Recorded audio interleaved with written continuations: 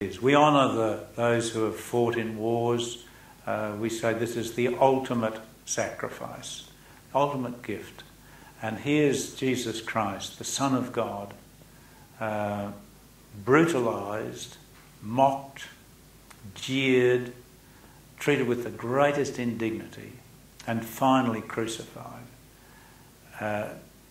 We can't guess after that about his love for us.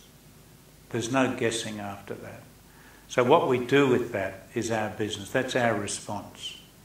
But there's no guessing in my mind that this Son of God, this Jesus Christ, died for love of me. Alone. Me. Not everybody else, but love of me. And I have this enormous challenge now. How do I respond to that? And I suppose the other thing that it teaches me or asked me to meditate on is, I think it was Hilaire Belloc who said that man, using the generic term, man is the noblest of the beasts, but he has a capacity to be lower than any beast. And it just seems to me that that's the awesome mystery of humanity, that we see in our history such great evil and such extraordinary virtue, from the Maximilian Kolbes to the Hitlers of this world, I guess. You know, we see the terrible ethnic cleansing of a sophisticated people. And we say that sin's alive. We see in war now, you know, the rape of women used as a tool of war. And so we say, well, sin is alive and well.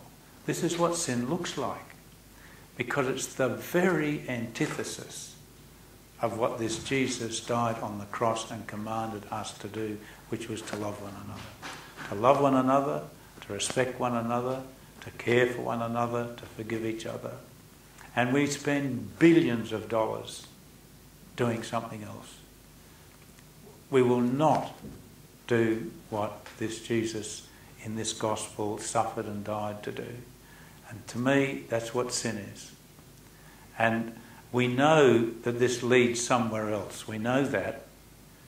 But we're left with the burden of sin. And just looking around, you know, in recent times we see the torturous nature of some of the most recent things in our world. And try to measure that up with this command of Christ to love one another. And it doesn't measure up. And so there will never be a solution, there will never be peace, there will never be these things that we spend billions of dollars trying to get until we do what we're asked to do, which is to love one another. It's a simple command, enormously difficult to keep, but unless we try, unless we commit ourselves to that, it seems to me that we're being disingenuous in talking of peace. God, I think it was Pope Paul VI said we mustn't speak of peace until we've first spoken of justice. And so when we treat people unjustly, then we can't expect peace. And I think we see in the gospel the result of the unjust, brutal injustice with which Jesus was treated, where it led to. And we have a portrait of sin. And I recognise that sin in my own life, and I recognise it in our world.